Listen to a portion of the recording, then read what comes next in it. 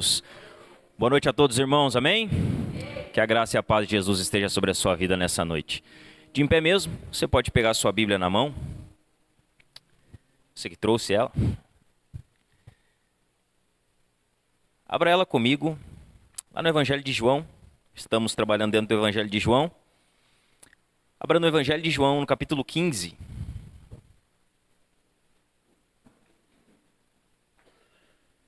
Evangelho de João, no capítulo 15. Hoje é a nossa última mensagem dentro dessa série do Eu Sou. Trabalhamos, durante 7 domingos, nas 7 declarações que Jesus faz a respeito dele mesmo, dizendo eu sou. E aí nós trabalhamos dentro dessa temática em cada declaração que Jesus faz. E hoje nós vamos fechar então a série falando sobre a declaração de Jesus dizendo eu sou a videira verdadeira. Nós vamos aprender algumas coisas aqui, algumas implicações e aplicações práticas para as nossas vidas como cristãos. João no capítulo 15, nós vamos ler dos versos 1 a 11. Se você porventura não tem Bíblia, você pode acompanhar conosco aqui.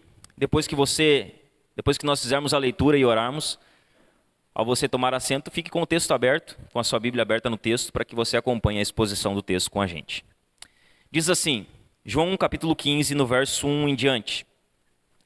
Eu sou a videira verdadeira, e o meu pai é o lavrador. Todo ramo que estando em mim não der fruto, ele o corta, e todo o que dá fruto ele limpa, para que produza mais fruto ainda. Vocês já estão limpos por causa da palavra que lhes tenho falado. Permaneçam em mim, e eu permanecerei em vocês. Como o ramo não pode produzir fruto de si mesmo, se não permanecer na videira, assim vocês não podem dar fruto se não permanecerem em mim. Eu sou a videira, vocês são os ramos. Quem permanece em mim e eu nele, esse dá muito fruto, porque sem mim vocês não podem fazer nada. Se alguém não permanecer em mim, será lançado fora, à semelhança do ramo, e secará, e o apanham, lançam no fogo e o queimam. Se permanecerem em mim, e as minhas palavras permanecerem em vocês, pedirão o que quiserem e lhes será feito. Nisto é glorificado meu Pai, que vocês deem muito fruto, e assim mostrarão que são meus discípulos. Como o Pai me amou, também eu amei vocês, permaneçam no meu amor. Se vocês guardarem os meus mandamentos, permanecerão no meu amor, assim como também eu tenho guardado os mandamentos de meu Pai, e no seu amor permaneço. Tenho-lhes dito essas coisas, para que a minha alegria esteja em vocês, e a alegria de vocês seja completa. Se você puder, feche seus olhos, nós vamos orar ao Senhor, antes de fazermos a exposição da sua palavra. Senhor, nós bendizemos o teu nome, por mais uma noite que nós podemos estar aqui reunidos com a tua igreja, com o teu povo, Senhor, para ouvirmos, Senhor, das verdades poderosas da tua palavra, Senhor. Nós queremos te pedir, Senhor, que no nome de Jesus Cristo, nessa noite, Senhor, o Senhor fale ao coração da sua igreja por meio dessa palavra, Senhor. Que o Senhor comunique as verdades da tua palavra ao coração do teu povo que aqui está, Senhor. Aplica, Senhor, de forma perfeita ao coração da tua igreja. E que nós possamos ver, Senhor, os frutos da tua palavra pregada, ensinada, Senhor, no meio do teu povo.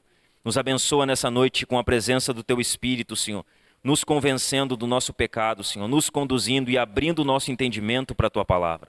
Nós te rendemos graças nessa noite, Senhor, no nome santo de Jesus. Amém. Você pode tomar o seu assento?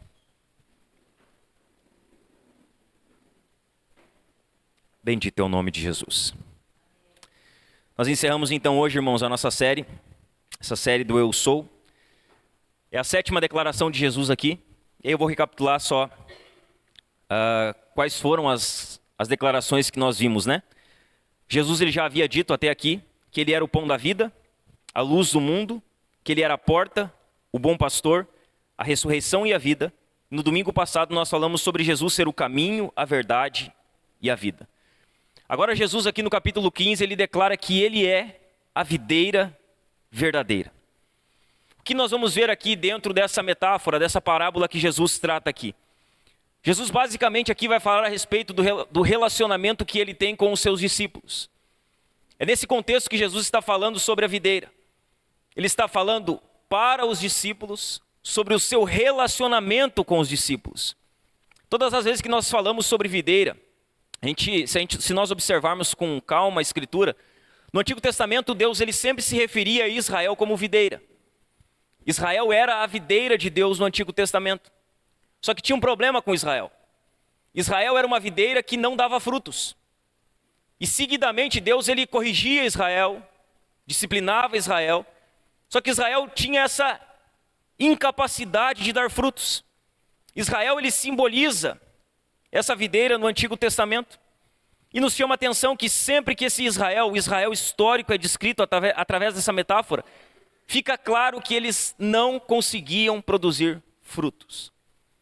Israel era uma videira infrutífera. E em contraste com essa videira infrutífera, que era Israel, Jesus ele declara que ele é a videira verdadeira. Ou seja, ele está dizendo que a videira passada, Israel, não era uma videira verdadeira. Não era original, não tinha capacidade de dar frutos. Era uma videira apenas que apontava para ele. O que Israel estava fazendo? Apontando para Cristo, a videira verdadeira. Israel era uma videira imperfeita, infrutífera, que apenas apontava para Jesus, que era a videira verdadeira. Jesus, irmãos, é importante a gente entender algumas coisas aqui, antes de nós expormos o texto. Jesus, ele não está aqui descrevendo como alguém se torna cristão. Ou seja, esse texto não fala sobre salvação. Jesus não está falando de salvação aqui. Ele está falando do passo seguinte da salvação, que é o desenvolvimento da vida cristã. Então Jesus ele não está falando sobre salvação nesse texto. Ele não está aqui descrevendo como alguém se torna um cristão. Jesus está aqui demonstrando como um cristão ele precisa viver após colocar a sua confiança nele. Então o que nós vamos ver como ênfase aqui nos versículos que lemos? A palavra permanecer. Qual a palavra que mais aparece dentro do texto de João 15? Permanecer. Porque é isso que um discípulo faz após colocar a sua confiança em Jesus. E é sobre isso que Jesus ele vai falar dentro do texto. Essa metáfora, essa parábola da videira, Jesus ele está nos mostrando aqui o quão profundamente os seus discípulos estão ligados a ele. Então ele diz, olha, eu sou a videira, o meu pai é o agricultor. E aí ele vai falar que aqueles que estão ligados na videira são os ramos. E os ramos ele está falando a respeito dos seus discípulos. Jesus está falando sobre essa comunhão plena e íntima que os seus discípulos têm com ele. Esse relacionamento particular, profundo. Os discípulos de Jesus estão ligados a ele. O que nós vamos ver basicamente hoje aqui nessa noite, irmãos? Dentro desse texto que lemos e dentro dessa parábola da videira, nós vamos ver aqui dois assuntos que evidenciam claramente a ligação dos discípulos de Jesus com ele. Então o que o texto vai nos falar aqui?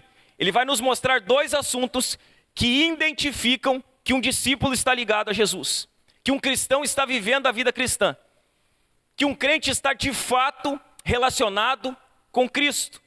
Qual o primeiro assunto que fica claro no texto e que identifica essa ligação dos discípulos com Jesus? Vidas frutíferas.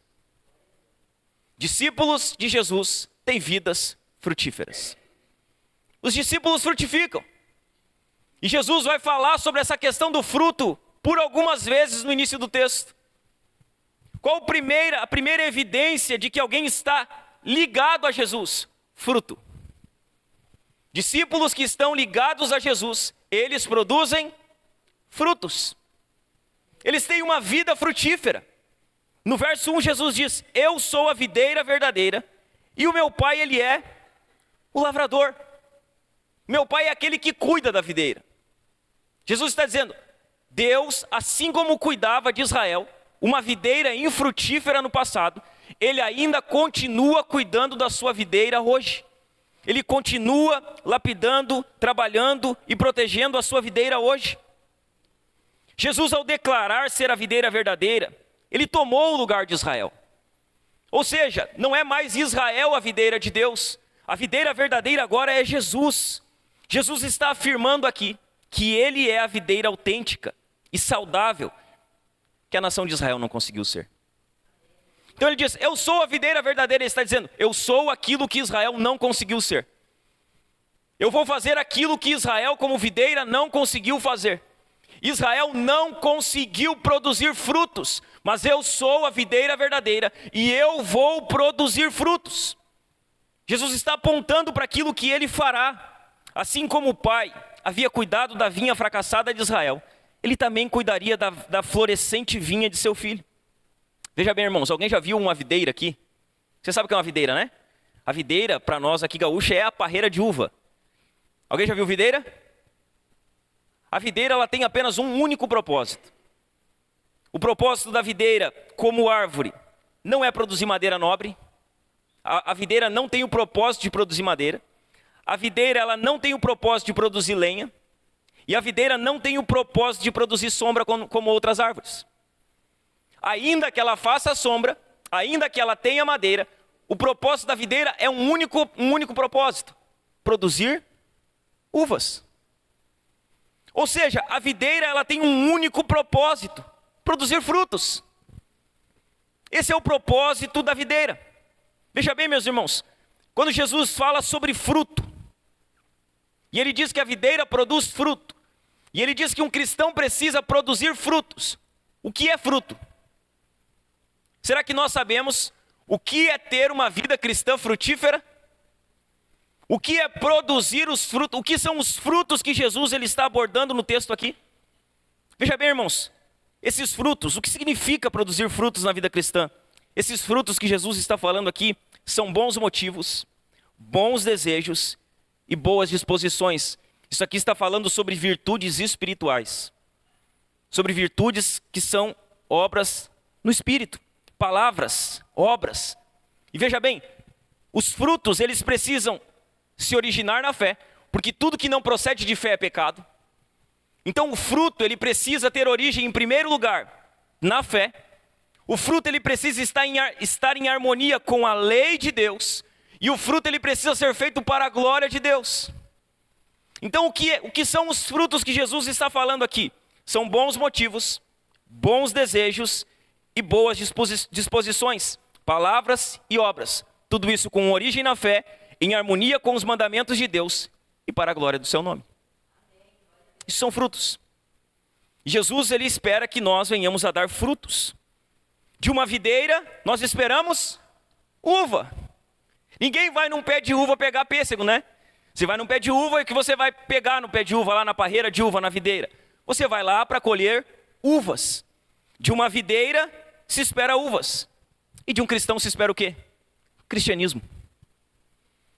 O que se espera de um cristão? Cristianismo. De uma videira nós esperamos uvas. E de um cristão nós esperamos cristianismo. O propósito de Jesus aqui é mostrar que Deus Pai está trabalhando na vida dos discípulos, que permanecem em Cristo, a fim de que eles produzam frutos. É isso que Jesus está dizendo.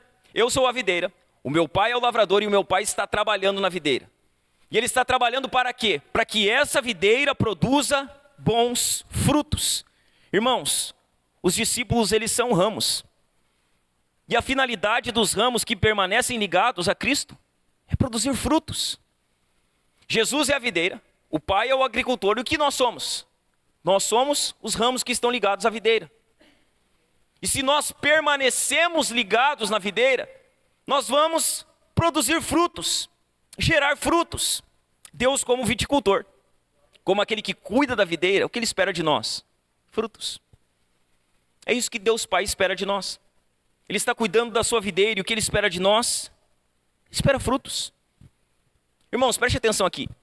Jesus, ele fala aqui dentro desse texto, ainda no início dele, de 3 tipos de produção de frutos. Então ele diz, eu sou a videira verdadeira, o meu Pai é o agricultor. E aí ele começa a falar dos ramos.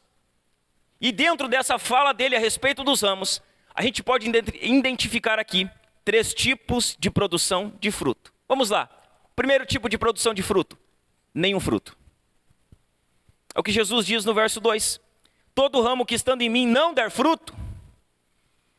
Ou seja, Jesus está falando de ramos que estão nele, que não estão dando fruto. Estão em Cristo. estão ligados à videira, mas não estão produzindo frutos. Há duas interpretações para esse trecho do texto aqui. A primeira delas, muitos interpretam esse versículo 2 como se um crente que não produz fruto não seja um cristão verdadeiro. E que a sua ligação com Cristo ela é apenas aparente. Então tem gente que olha para esse versículo 2 e diz, se um cristão não produz fruto, não é cristão. Ou seja, ele tem aparência de crente, ele é um crente nominal, ele faz parte da igreja, mas ele nunca nasceu de novo. Essa é uma interpretação. Existe uma segunda. Outros eles vão interpretar esse texto com o significado de que o cristão, se ele não produzir fruto, ele perdeu sua salvação. Então ele diz, se o cristão não produz fruto, isso significa que ele não é salvo. E que ele perde sua salvação. O que nós precisamos prestar atenção aqui é no que diz no verso 2. Diz assim, todo ramo que estando em mim. Ou seja, esses ramos, ainda que não estejam produzindo frutos, eles estão em Cristo. Eles estão ligados na videira. Esse estando em mim aqui, ele reflete um conceito teológico chamado verdade posicional ou identificação. Quem nós vamos ver mais usando esse termo, estando em mim, é Paulo, ou estando em Cristo. Por exemplo, 2 Coríntios capítulo 5, Paulo vai dizer que aquele que está em Cristo é nova criatura. Esse estar em Cristo fala de uma verdade posicional. Ou seja, essa é uma identificação que descreve o relacionamento do cristão com Cristo, em que Deus o trata como trataria Jesus. É importante ressaltar aqui que Jesus ele não está usando essa ilustração para apresentar algum ponto sobre salvação. Ele não está falando sobre salvação no texto. Porque ele vai dizer no versículo 3, por exemplo, falando aos discípulos, ele diz assim, vocês já estão limpos por causa da palavra que eu lhes tenho falado. Ou seja, ele vai dizer para os discípulos, vocês já estão salvos. A salvação de vocês já está consumada. Vocês já estão limpos. Eu preguei a palavra para vocês. Já está tudo certo, tudo concretizado com vocês. O texto ele não fala de salvação. Ele usa essa ilustração para discutir a vida após a salvação. Após a pessoa crer em Cristo. Após ela estar ligada na videira. E por que nós temos a certeza disso? Porque é impossível alguém estar em Cristo sem ser cristão. Veja bem, todos que estão em Cristo são crentes, são cristãos. Se uma pessoa está em Cristo, essa pessoa ela é uma cristã. É impossível estar em Cristo e perder a salvação. Porque Jesus já havia afirmado isso no capítulo 10, quando ele fala que ele é o bom pastor, e que nenhuma ovelha é arrebatada da sua mão. Ou seja, é impossível estar em Cristo sem ser cristão, e é impossível estar em Cristo e perder a salvação.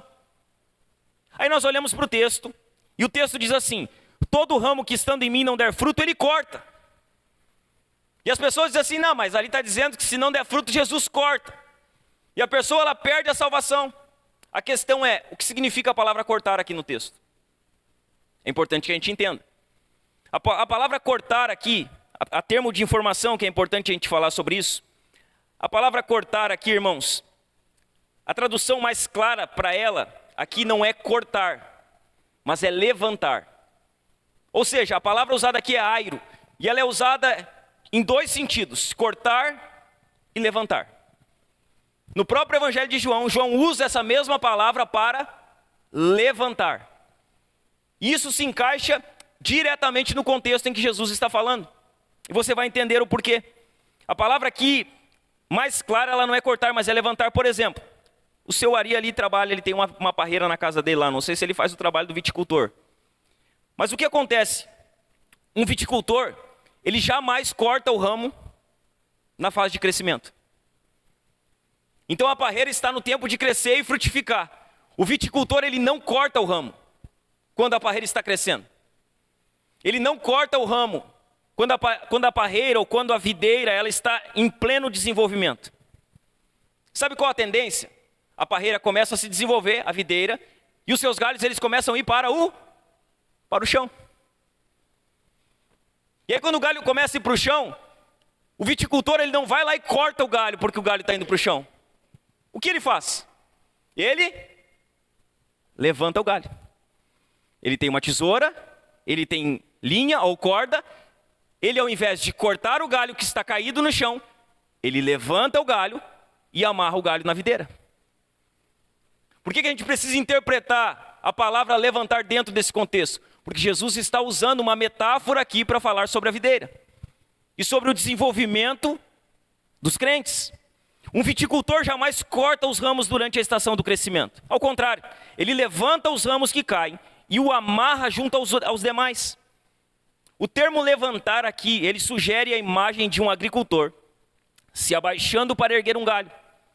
Ou seja, para que a gente entenda o contexto que isso está sendo falado, é muito comum um viticultor amarrar os ramos da videira a fim de que eles não cresçam para baixo e percam a sua força de produção. Aí Jesus diz, olha, se não está dando fruto, corta. E corta não é corta. Corta é levanta e amarra. Levanta e traz para junto da videira. Os galhos novos, eles tendem a ir para baixo, crescer perto do chão. Só que se o galho ele crescer para baixo e ir para o chão, o que acontece? Ele não vai produzir fruto.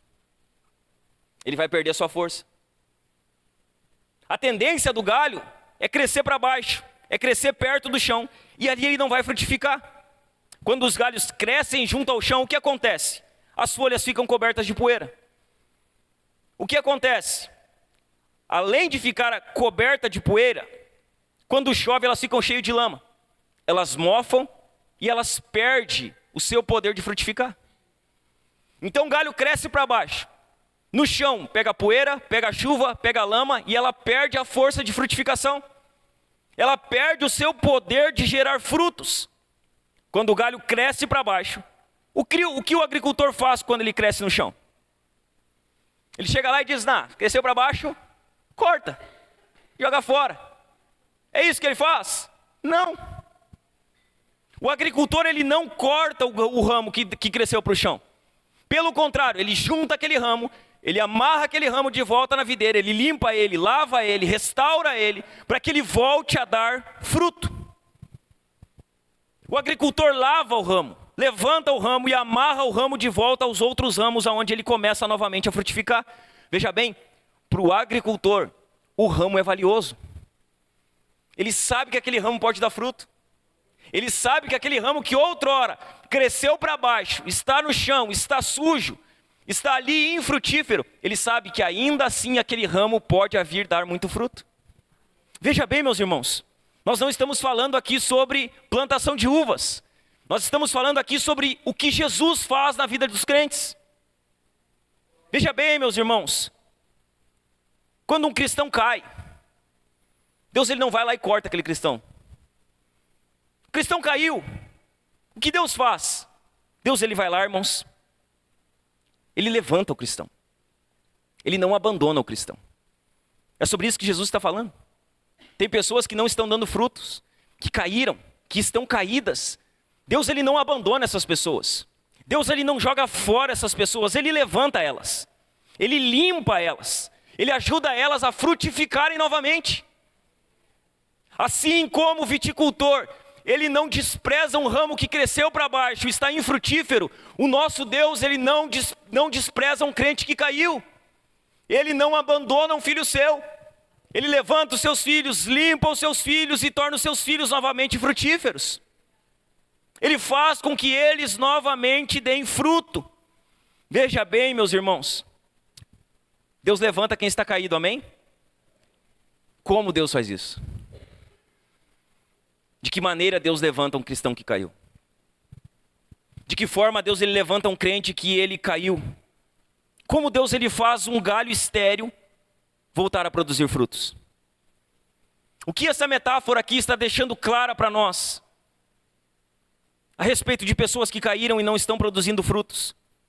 Essa metáfora aqui está trazendo à luz a importante questão da disciplina. Veja bem, a maneira de Deus tornar um crente que está estéril novamente frutífero, a maneira de Deus trazer de volta a ele um crente que está caído é disciplinando. Como Deus torna um galho estéril novamente frutífero? Deus disciplina. Ele entra com a disciplina na vida daquele cristão. Ele levanta esse cristão novamente por meio da disciplina. A disciplina tem o objetivo de levantar o caído, a fim de que ele volte a frutificar para a glória de Deus. Então, quando uma pessoa cai, um crente cai, Deus ele não abandona os seus filhos, mas ele disciplina os seus filhos para que eles se levantem, para que eles voltem a viver a vida de cristão, de crente. Ele não joga, Deus não é um pai que joga os seus filhos fora. Ah, meu filho pecou, joga ele fora. Ah, meu filho ele fez isso aqui errado, eu abandono ele. Deus não é esse tipo de pai. Deus ele não é um pai que abandona os seus filhos. Ele é um pai que disciplina os seus filhos, que levanta os seus filhos. E a disciplina de Deus, irmãos, ela tem o objetivo de levantar o caído. Não é agradável para um pai disciplinar o filho. Na verdade, é totalmente desagradável para um pai disciplinar um filho. Só que a questão que nós precisamos nos ater a respeito da disciplina é que a disciplina é uma demonstração do amor paternal de Deus. Por que que Deus disciplina um crente quando ele cai? Porque Deus ama ele. Por que que Deus disciplina um filho dele quando ele cai? Porque Deus ele ama os seus filhos. E a disciplina demonstra o amor paternal de Deus. Irmãos, a disciplina é um método de Deus para tirar o caído da esterilidade. Então um crente caído, que não está dando fruto, o que Deus vai fazer? Deus vai disciplinar ele. É o método de Deus, é a maneira de Deus levantar aquele que está caído, de trazer ele de volta para que ele volte a frutificar. Deus toma a iniciativa de corrigir os filhos que se desviam, assim como o viticultor toma as medidas necessárias para corrigir um galho desviado. Assim como um galho, quando está desviado, o agricultor ele precisa lá e tomar atitudes, decisões, para que aquele galho volte para o curso normal dele. Assim também é Deus Pai. Quando um crente cai, Deus Pai ele age, e ele age por meio da disciplina, trazendo os seus filhos de volta para o curso normal que ele tem para a vida deles. Veja o que diz Hebreus capítulo 12, nos versos 5 e 6. Hebreus 12, nos versos 5 e 6 diz assim: E vocês se esqueceram da exortação que lhes é dirigida como a filhos? Filho meu, não despreze a correção que vem do Senhor, nem desanime quando você é repreendido por Ele, porque o Senhor corrige a quem ama e castiga todo filho a quem aceita. Então olha o que o escritor de Hebreus está dizendo. Ele está dizendo que a maneira de Deus tratar os seus filhos é por meio da disciplina. Da maneira de Deus trazer os seus filhos de volta é por meio da disciplina. O propósito da disciplina não é a dor, irmãos. Deus ele não é um Deus mau, que disciplina os seus filhos para que eles sofram. Não, agora eu fiz algo errado e Deus ele está fazendo eu sofrer para mim pagar pelo pecado que eu fiz. O propósito de Deus não é esse na disciplina. Não é a dor, não é o sofrimento, mas é a frutificação. Deus ele disciplina para que os seus filhos voltem a frutificar. E veja bem, quando Deus ele entra com a disciplina na vida de um cristão que está caído, no momento em que esse cristão se arrepende e abandona a prática que ele estava cometendo, naquele exato momento a disciplina cessa. Nosso Deus não é um Deus masoquista, irmãos, que ele fica ali fazendo mal para os seus filhos, para mostrar para eles que o pecado é mal, e agora você vai sofrer até quando você não conseguir mais, para você entender. Não. Deus ele entra com a disciplina, e na hora que você se arrepende e abandona o pecado que causou aquela disciplina, Deus ele cessa de disciplinar você. A disciplina cessa quando há arrependimento. Só que veja bem, quem peca deliberadamente sem ser disciplinado, irmão, não é filho de Deus. Não é. É bastardo. Se um crente ou alguém que se diz crente peca e nada acontece, e ele está pecando deliberadamente e nada acontece, você pode ter uma certeza, essa pessoa não é crente, ela não é filha de Deus. Porque se ela fosse filha de Deus, na hora que ela começasse a pecar, Deus ele começaria de alguma maneira a exercer disciplina sobre a vida dela. Então, pecar deliberadamente, sem a disciplina do Senhor, irmãos, isso aponta para a não filiação a Deus. Aponta que essa pessoa que vive dessa forma não é filha de Deus, mas é bastarda. A palavra de Deus, irmãos, ela menciona 3 graus de disciplina, da disciplina divina. 3 graus, veja bem, como acontece o processo. Uma pessoa peca, e aí Deus ele entra com a disciplina. E aí essa disciplina ela tem 3 estágios. O primeiro estágio, a correção. A pessoa peca, e aí o que Deus faz? Ele corrige. E como Deus ele corrige? Hebreus 12, 5. E vocês se esqueceram da exortação que lhes é dirigida como a filhos? Filho meu, não despreze a correção que vem do Senhor. O primeiro estágio da disciplina de Deus quando um crente está em pecado é a correção. Deus ele corrige. E de que maneira Deus ele corrige? A correção, a repreensão é uma advertência verbal. Ou seja, Deus ele nos adverte verbalmente. Como? Por meio da pregação da palavra, por meio de aconselhamento, por meio de ensino das Escrituras. Então uma pessoa começa a pecar. Qual é o primeiro estágio? Correção. Você está em pecado. A Bíblia chama isso de pecado. Você precisa de arrependimento. Abra os seus ouvidos, se arrependa disso, abandone isso. E aí às vezes a pessoa ela ouve a correção e ela tapa os ouvidos. E aí Deus ele vai para o segundo estágio. Quando a correção não funciona, Deus ele reprova. E é o que diz ainda no texto de Hebreus 12, 5. E vocês se esqueceram da exortação que lhes é dirigida como a filhos? Filho meu, não despreze a correção do Senhor, nem desanime quando você é repreendido por Ele. Então Deus corrige, não obedece, não ouve, não se dobra, não quebranta o coração. Aí Deus ele vem e reprova. A reprovação é um grau mais avançado na disciplina. Quando o filho não atende à repreensão verbal, ele é reprovado. E aí Deus ele chama por meio da correção, ele reprova, e aí vai para o terceiro estágio. E qual é o terceiro estágio? Açoite. Aí Deus ele bota a mão. E aí Deus ele faz o crente se voltar para ele, por meio da disciplina. Versículo 6 de Hebreus 12 diz assim: porque o Senhor corrige a quem ama e castiga todo filho a quem aceita. Qual que é o terceiro estágio da disciplina? É o açoite. Quando um filho não atende à advertência, quando ele não se corrige após ser reprovado, o próximo passo é o açoite. Aí Deus ele pega o seu chicote. Aí Deus ele trabalha na vida da pessoa, e veja bem, castigo físico. É dessa forma que Deus trata. Ele coloca a sua mão. Ele faz com que a pessoa ela entenda que ela está em pecado. Deus ele não vai descartar os seus filhos, mas ele vai disciplinar todo filho que cair.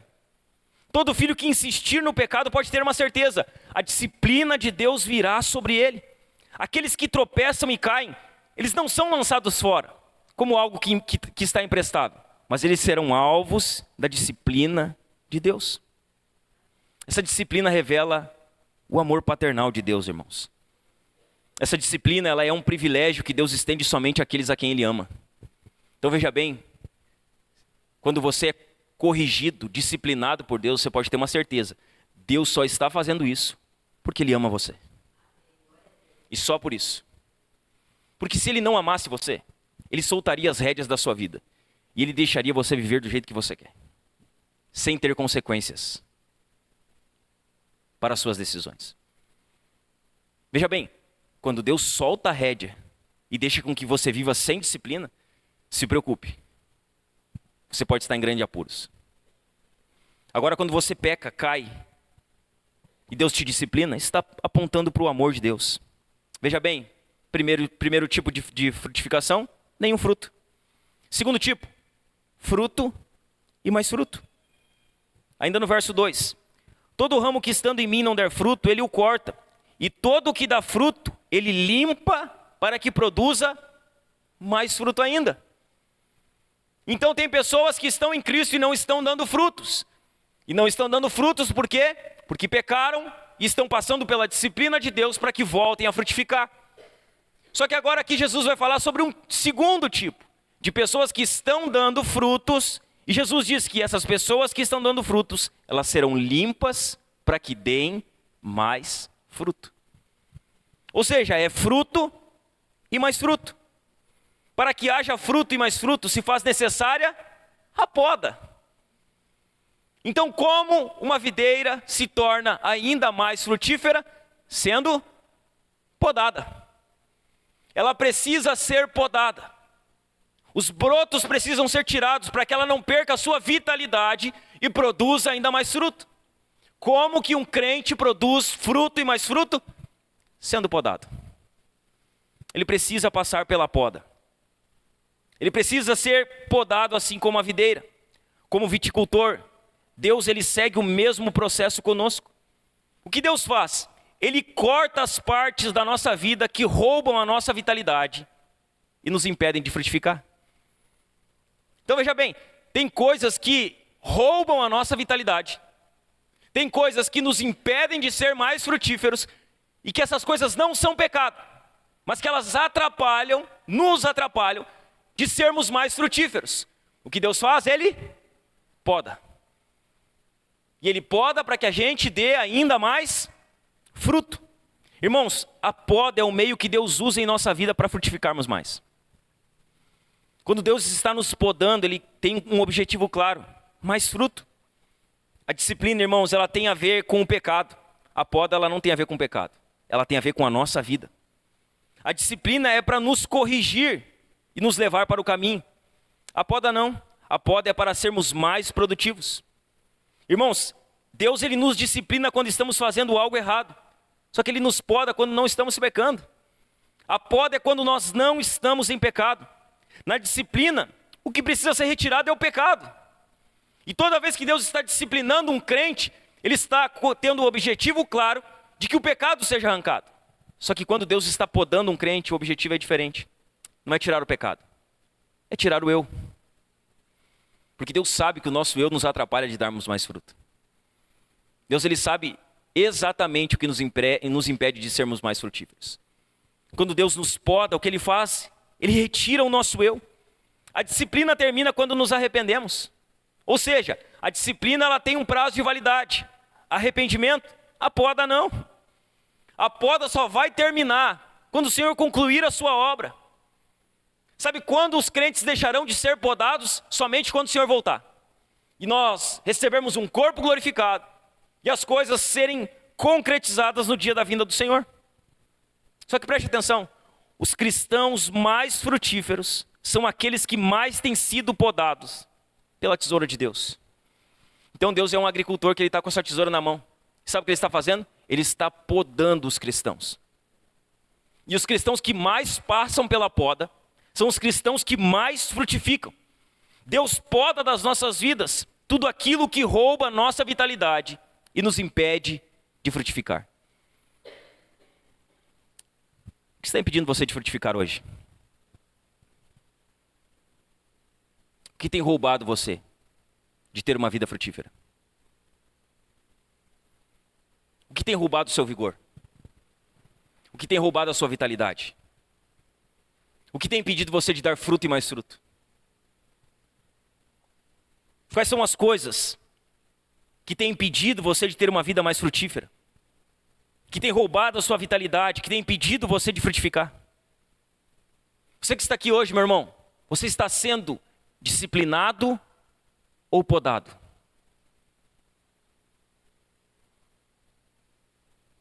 Onde você está? Você é alguém que está passando pela disciplina, que caiu, que pecou? Ou você é alguém que está passando pela poda para que dê mais fruto? Como você se encontra hoje? Você está debaixo da disciplina de Deus, ou você está passando pela poda de Deus? Olhe para mim, se você está sendo disciplinado, se arrependa hoje. Se você está passando pela disciplina, se arrependa hoje. Confesse o seu pecado hoje para o Senhor. Lance esse pecado aos pés de Jesus. Se arrependa, clame por perdão. Faça isso. Porque a única maneira da disciplina cessar na sua vida é se você se arrepender de fato, verdadeiramente. Então, se você está debaixo de disciplina, se arrependa, confesse os seus pecados e se volte para uma vida de comunhão plena com Jesus. Agora, se você está aqui, e se você está sendo podado, apenas permaneça. Apenas permaneça. Eu estou passando pela poda, então permaneça. Porque se você está sendo podado, Deus está fazendo isso para que você dê maior glória para Ele. Para que você seja um crente, um discípulo, um cristão que vai viver uma vida que glorifica mais a Ele. Primeiro tipo, nenhum fruto. Segundo tipo de frutificação, fruto e mais fruto. Terceiro tipo, muito fruto. Então tem pessoas que não estão dando nenhum fruto e que estão sendo disciplinadas. Tem pessoas que estão dando fruto e mais fruto e estão sendo podadas. E tem pessoas que estão dando muito fruto, que é o que diz o verso 8. Nisto é glorificado meu Pai, que vocês deem muito fruto, e assim mostrarão que são meus discípulos. Ou seja, muito fruto glorifica a Deus. Irmãos, o segredo para uma vida frutífera é permanecer em Cristo. Como somos frutíferos? De que maneira damos muito fruto? Permanecendo em Jesus. Esse é o pensamento central de Jesus aqui. A palavra permanecer, irmãos, ela ocorre 10 vezes. O verbo permanecer nos versículos que lemos aqui, ele é citado por 10 vezes. Por 10 vezes Jesus fala sobre permanecer. Por quê? Porque permanecer vai redundar em fruto. Porque aqueles que permanecem dão muito fruto. O segredo para uma vida de muitos frutos não é fazer mais por Jesus, estar mais com Ele. É estar enraizado nele. É estar de fato ligado na videira. Nós não estamos dando mais fruto quando estamos fazendo coisas para Jesus. Nós damos mais frutos quando nós estamos em Jesus. Quando nós permanecemos em Jesus. Veja bem, irmãos, o desafio da permanência é passar dos deveres para um relacionamento vivo com Deus. Como nós permanecemos, não apenas cumprindo deveres e regras. Eu tenho meu dever, hoje eu preciso orar, hoje eu preciso ler a Bíblia, hoje eu preciso jejuar. Tem muita gente que está fazendo as coisas por dever apenas. Veja bem, a gente pode fazer as coisas por dever de vez em quando. A gente não pode fazer as coisas por dever sempre. Não pode ser sempre algo sufocado, obrigado, difícil demais para nós. Nós precisamos ter prazer na comunhão com Jesus. Nós precisamos ter prazer em permanecer em Cristo. Nós precisamos ter prazer na oração, prazer na escritura, prazer no culto, prazer na adoração. Nós precisamos fazer essas coisas de forma viva, sabe, de forma alegre. Irmãos, qual cristão você tem sido hoje? Qual cristão você é? O que não está dando fruto? O que está dando fruto e mais fruto? Ou o que está dando muito fruto? Qual crente que você tem sido? Qual cristão que você tem sido? Sabe qual é o segundo assunto aqui que Jesus aborda? Que aponta para quem permanece nele, ou para quem está no relacionamento com ele, além de uma vida frutífera, é permanecer. Veja bem, uma vida frutífera identifica que nós estamos ligados na videira. Só que uma vida frutífera, ela é resultado de uma vida que permanece. Quem frutifica? Quem permanece. Só há fruto quando há permanência. E é isso que Jesus está dizendo. O segundo assunto aqui que identifica esse relacionamento íntimo com Jesus é o permanecer.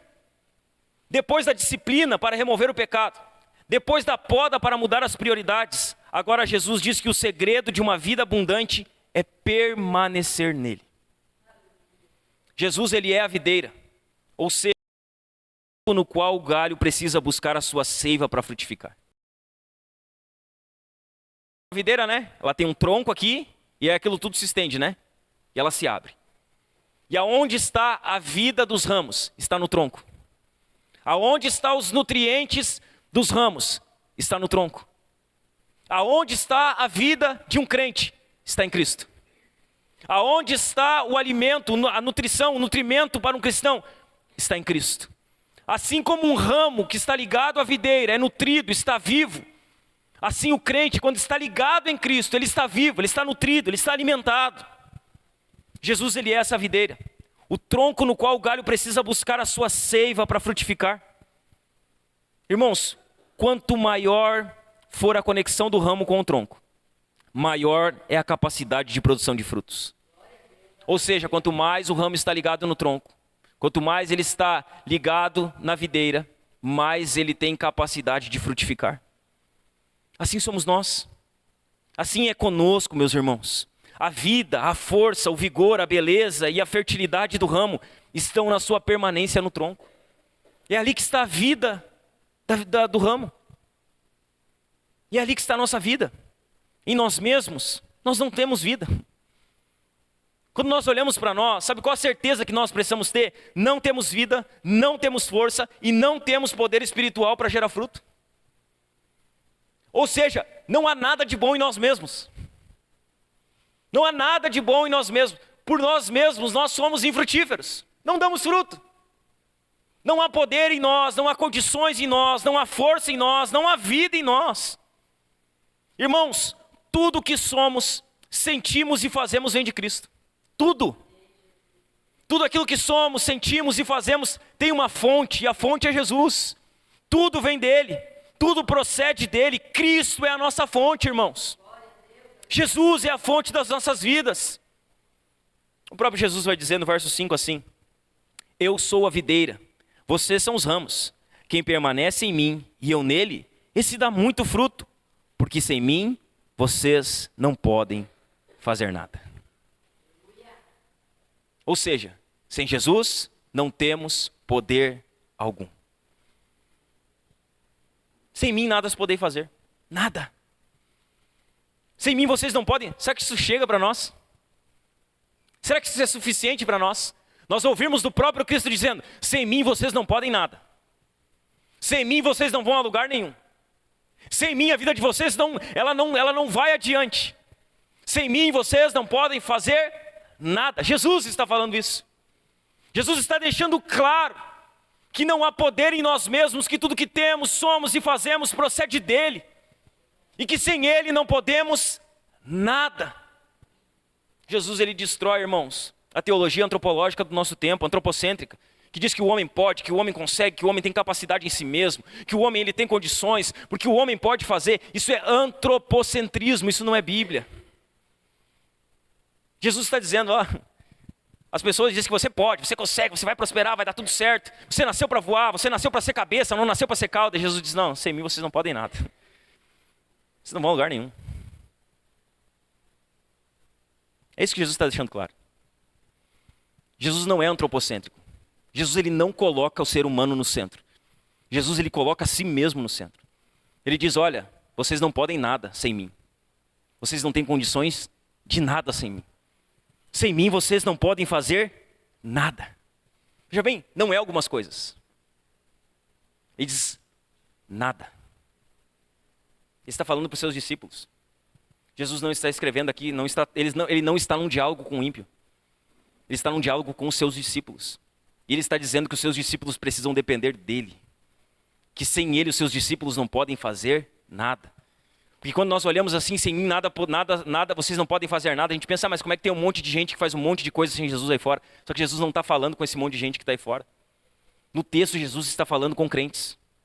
No texto, Jesus está falando com os discípulos. Nós precisamos olhar para o texto e ver com quem Jesus está falando no texto. E no texto, Jesus está dizendo que os crentes sem ele não podem nada. Eles não vão a lugar algum. Irmãos, o propósito de Deus não é que você faça mais por ele, mas é que você escolha estar mais com ele.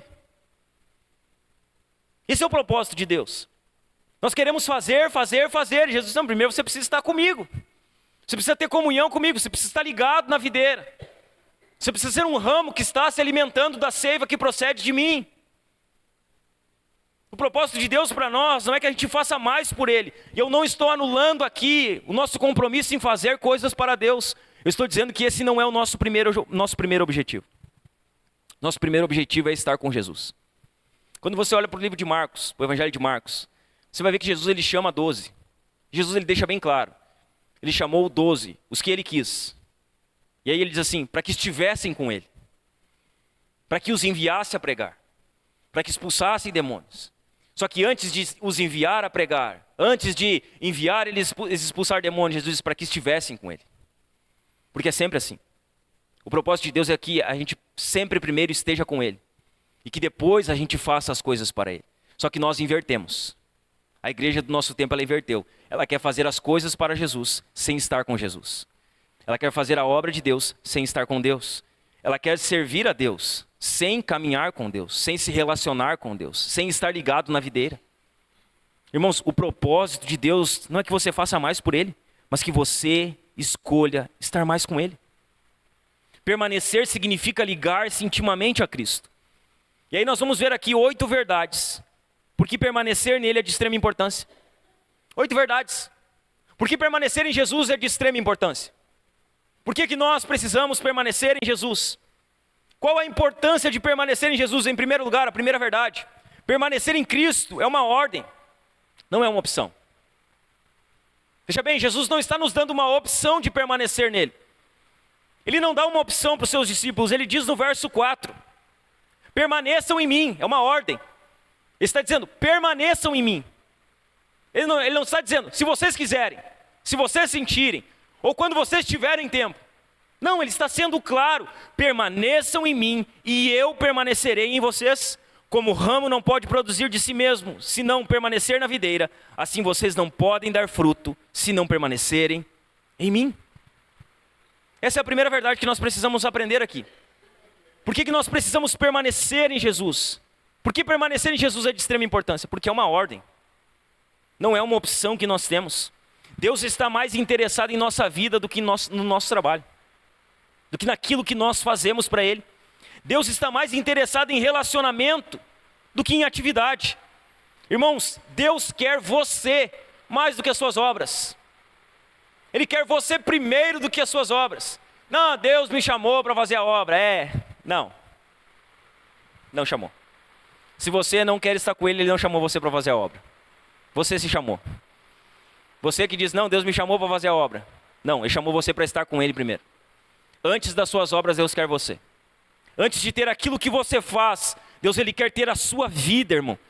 Permanecer não equivale a quanto você conhece de teologia. Porque muita gente liga permanecer em Jesus com conhecimento teológico. E não tem nada a ver com isso. Permanecer não equivale a quanto você conhece de teologia, mas ao quanto você tem sede de Deus. Ao quanto você deseja Deus. A teologia, ela não é um fim em si mesmo. Nós falamos de teologia, pregamos teologia, incentivamos os irmãos a estudar teologia, mas a teologia, ela não tem um fim em si mesmo. O primeiro alvo da teologia não é o conhecimento, é o louvor de Deus. Nós não estudamos teologia para conhecer primeiramente, nós estudamos para louvar e glorificar a Deus. Precisamos estudar louvando, conhecer agradecendo, sabe, estudar adorando.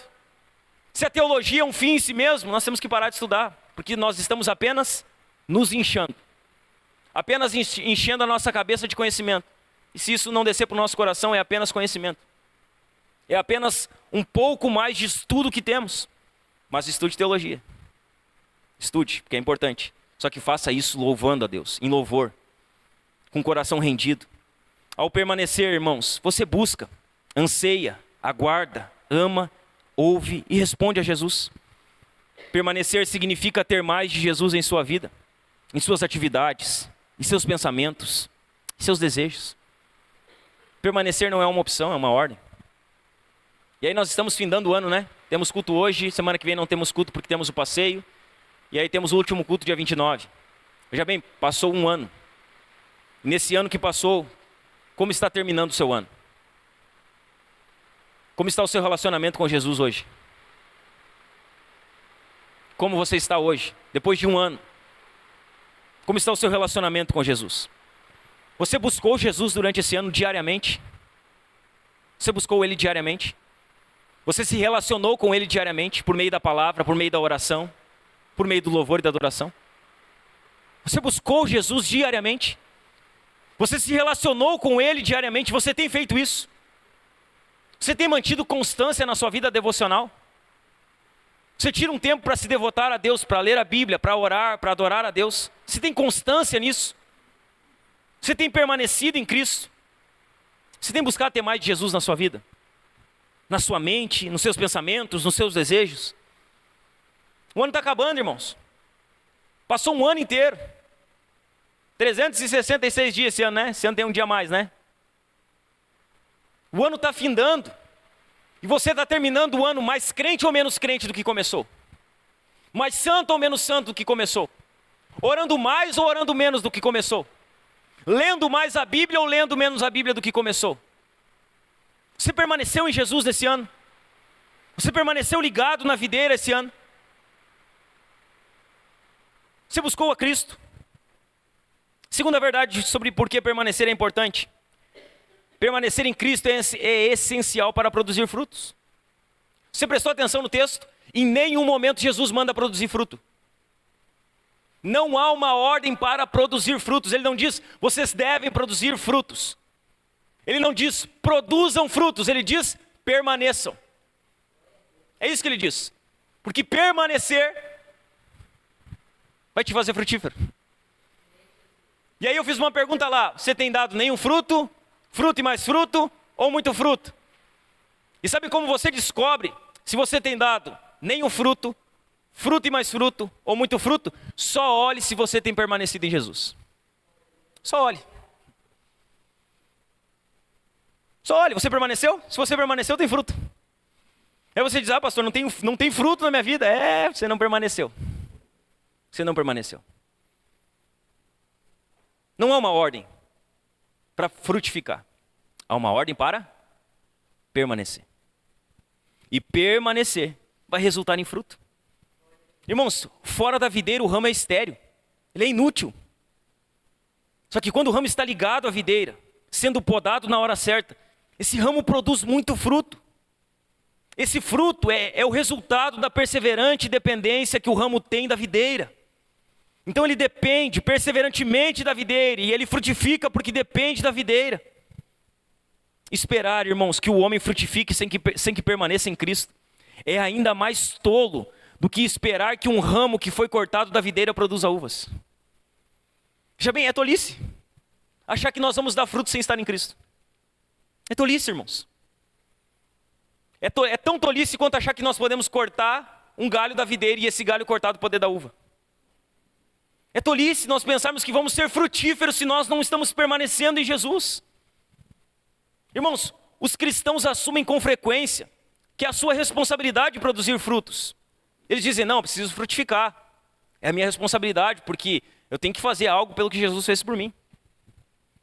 E aí eles assumem essa responsabilidade. E o que acontece? Eles se esforçam para produzir fruto. O que acontece? Eles falham.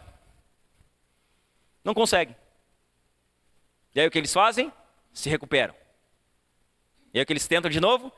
Pela força do seu braço, produzir fruto. E aí os crentes, tem muito crente que está num ciclo vicioso. Ele tenta produzir fruto, não consegue, cai, se recupera. Aí ele tenta de novo. Não consegue, cai, se recupera.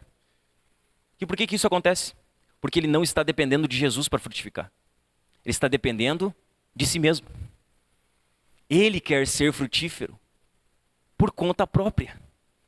E ninguém é frutífero por conta própria. Só há fruto se estamos ligados e permanecemos em Cristo. Tem muita gente que está nesse ciclo vicioso de fracasso. Irmãos, Jesus instrui seus seguidores a focar na permanência, não na produção. E aqui que está o foco, ele diz, olha, não foquem no fruto, foquem na permanência. Porque se vocês permanecerem, vocês vão dar fruto. E é aqui que Jesus ele centraliza o seu ensino. Uma vida estéril de frutos está apenas denunciando uma vida estéril de permanência em Cristo. Só está denunciando, por que eu não frutifico? Porque eu não permaneço. É uma denúncia, sabe? A falta de fruto é uma denúncia de falta de permanência. Por que não temos fruto como gostaríamos? Porque não permanecemos como deveríamos. Porque se permanecêssemos, teríamos fruto. Você compreende? Você compreende que sem Jesus você não pode nada? Você compreende isso? Você compreende isso? Ou você ainda está tentando fazer as coisas na força do seu braço? Você compreende que sem Jesus você não é ninguém? Você não pode nada? Você não vai a lugar algum? Isso é claro para você? Ou você é daquele tipo de pessoa que tenta fazer tudo na força do seu braço? Sabe? Eu vou fazer, vou dar meus pulos. Eu vou dar meu jeito. Eu vou dar meus pulos aqui, eu vou dar meu jeito, eu vou fazer as coisas do jeito que eu acho certo, na força do meu braço e vai dar certo. Você entende que sem Jesus você não é nada? Que sem Jesus você não pode nada? A terceira verdade porque é importante permanecer em Cristo. Permanecer em Cristo é essencial para a salvação. Olha o que diz o verso 6. Se alguém não permanecer em mim, será lançado fora, à semelhança do ramo, e secará, e o apanham, lançam no fogo e o queimam. Veja bem, permanecer em Cristo é essencial para a salvação. Se um ramo não permanece na videira, esse ramo não tem vida. Ele é lançado fora, jogado na fornalha, se queima. Veja bem, irmãos, aqueles que não permanecem em Cristo Jesus, eles demonstram apenas que nunca estiveram de fato ligados na videira. E por isso eles não permanecem. Por quê? Porque eles de fato nunca foram ligados, eles foram ligados à membresia da igreja. Eles foram ligados a uma instituição religiosa. Eles foram ligados a um grupo de pessoas, mas eles nunca foram ligados de fato na videira. Eles nunca estiveram de fato enraizados na videira. E porque não estiveram, não permanecem. Eles até estavam no nosso meio, mas não eram dos nossos. Não faziam parte do povo de Deus. Veja bem, irmãos, nenhum ramo infrutífero pertence a Cristo. Nenhum ramo infrutífero pertence a Cristo. É impossível que alguém seja crente e que nunca dê fruto. Ele pode não dar fruto por um determinado momento por conta do pecado, mas Deus vai disciplinar, vai trazer de volta, vai fazer gerar fruto. Agora, um crente que nunca frutifica, ele não é crente.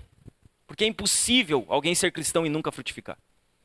E nunca ter frutos. Irmãos, o fogo aqui fala do julgamento e atesta a inutilidade daquilo que ele consome. Ou seja, Jesus está dizendo, aqueles que não permanecem porque não são, eles têm um lugar preparado para eles. E eles vão ser consumidos por isso.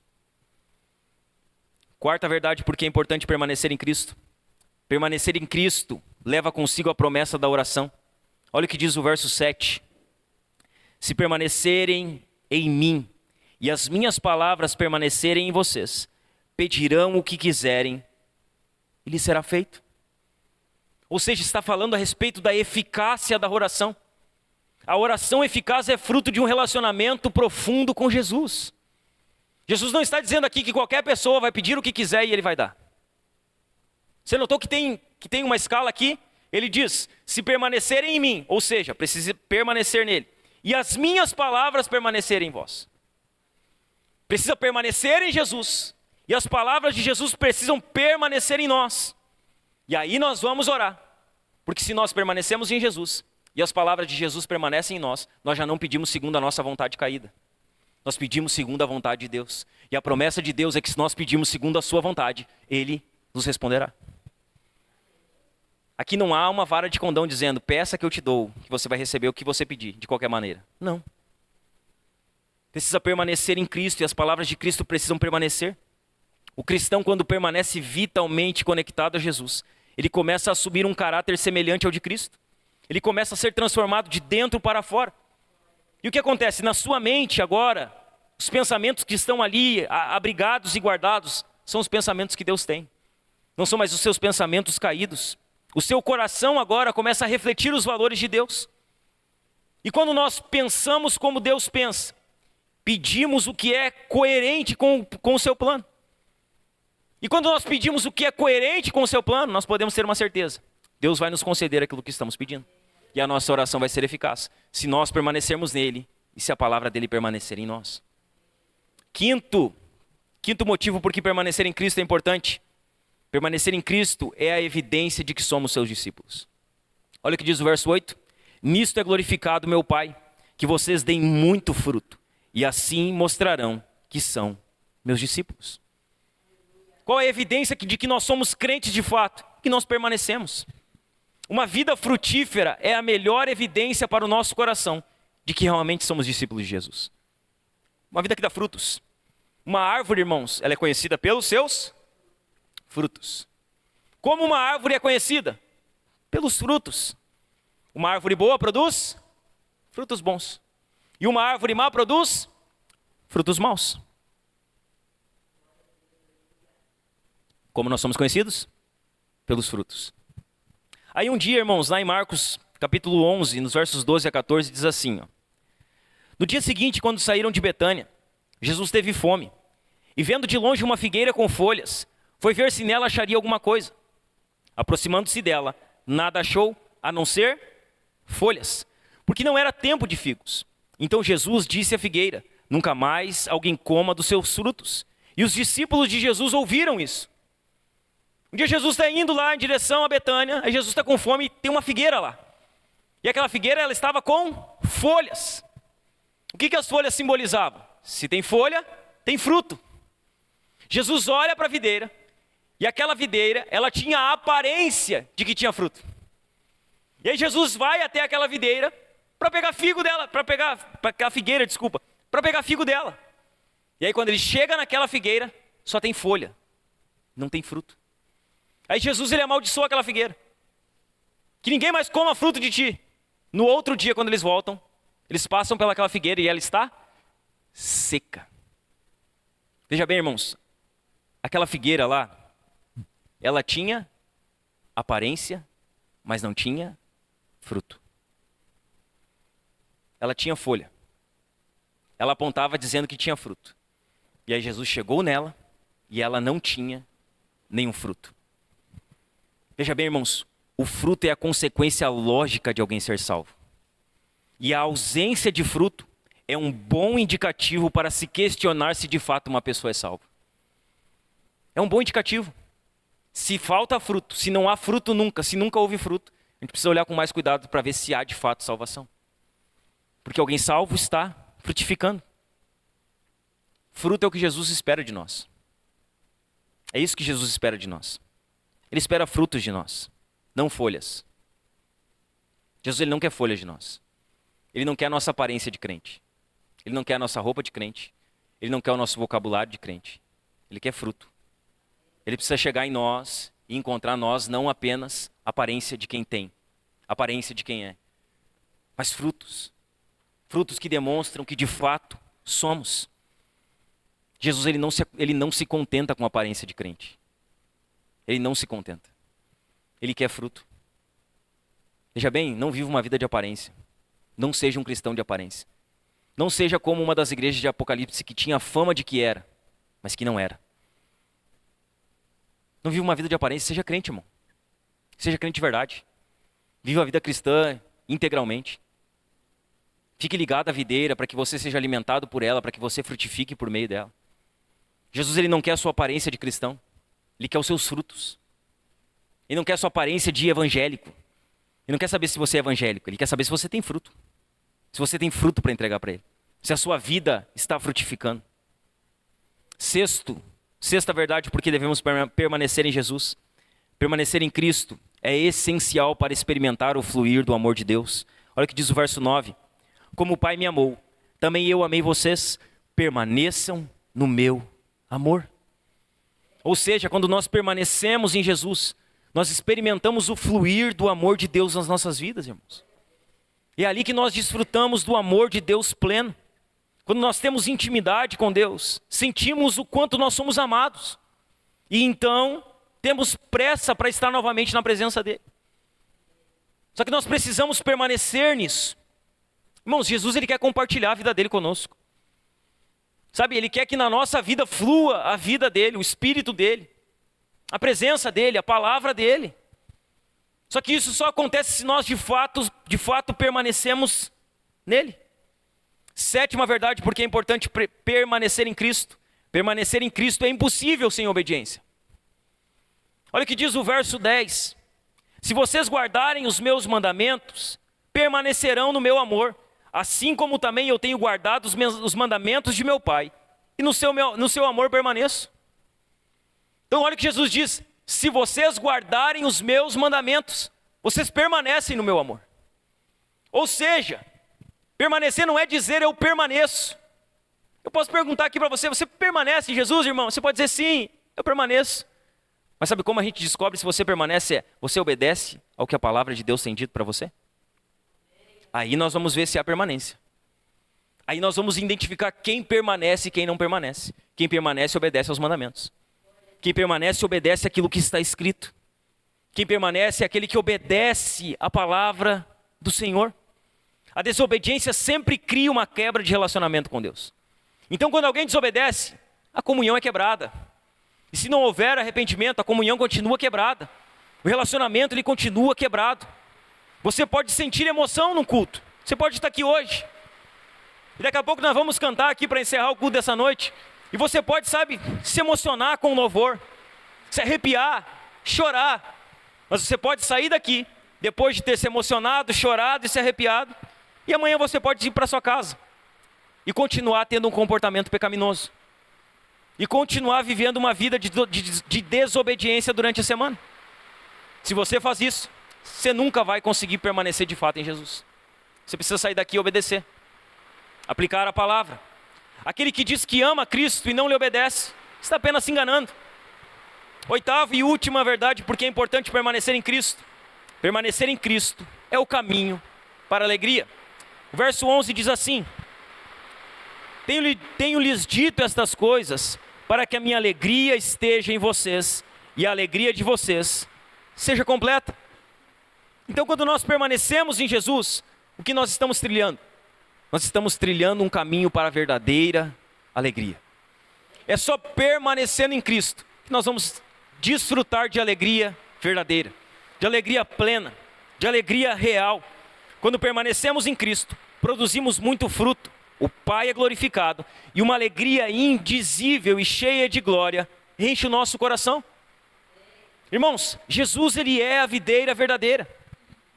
E diante dessas verdades tão importantes, tem algumas coisas que você precisa sair daqui entendendo plenamente. Jesus é a videira verdadeira. E diante dessas verdades tão importantes, você precisa, em primeiro lugar, entender que é impossível produzir frutos sem Cristo. É impossível. Veja bem, você não será frutífero se não permanecer em Jesus. É impossível. Você vai tentar e não vai dar fruto nenhum. Você vai ser que nem a videira, a figueira. Você vai ter aparência, mas não vai ter fruto. A segunda verdade importante que você precisa entender é que quem não está em Cristo está morto. E essa é uma realidade dura de se aceitar. Aqueles que não permanecem em Cristo, eles estão mortos, eles estão sem vida, serão cortados, jogados fora e queimados. Ou seja, estar fora de Cristo identifica a condenação. E todo aquele que está fora de Cristo está rumando para a condenação eterna. A terceira verdade que você precisa entender aqui diante dessas verdades de Jesus é que quando estamos nele, somos frutíferos. Se nós estamos em Jesus, nós somos frutíferos. E se nós estamos nele, o poder para frutificar vem dele, não vem de nós. É por causa de Cristo que nós somos frutíferos. É por causa que permanecemos em Jesus que nós frutificamos, e não por causa de nós mesmos. A quarta verdade que você precisa entender diante da declaração de Jesus é que se você já está produzindo fruto, você pode produzir mais. Veja bem, se você é alguém que está produzindo fruto em alguma medida, uma certeza você pode ter: você pode produzir mais frutos ainda. Você pode ser um cristão que vai dar muito fruto. Fruto, mais fruto e muito fruto. E quando você der muito fruto, o Pai é glorificado e você é identificado de fato como um discípulo de Jesus. Então, se você está produzindo fruto, você pode produzir mais. Você pode dar mais fruto.